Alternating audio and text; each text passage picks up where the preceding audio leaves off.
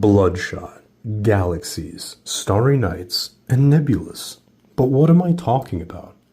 The best alternative to Tanzanite. I'm talking about Iolite.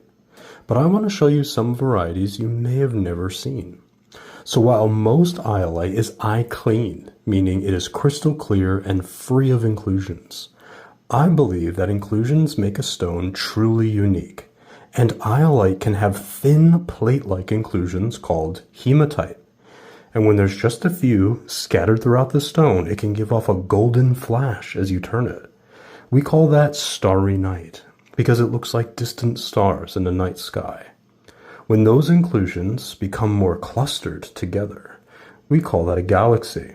But keep in mind, these terms are not widely used outside of dealers and miners. It's just a quick and effective way for us to discuss what we're looking for. But I do hope they catch on because I find them quite romantic. Bloodshot, however, not so romantic, but it is much more well known.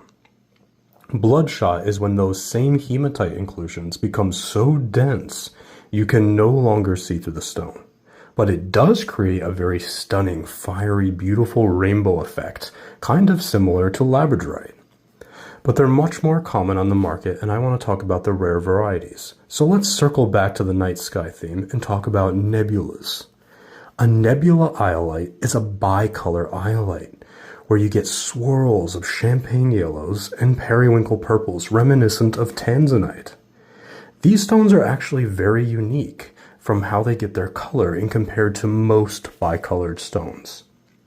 So Iolite's purple comes from ferric iron, the same element that makes amethyst purple. But unlike amethyst, heat has virtually no effect on Iolite. Matter of fact, Iolite is not heat treated. It's naturally that beautiful. The yellow color, and this is where it gets interesting, is from zircon inclusions.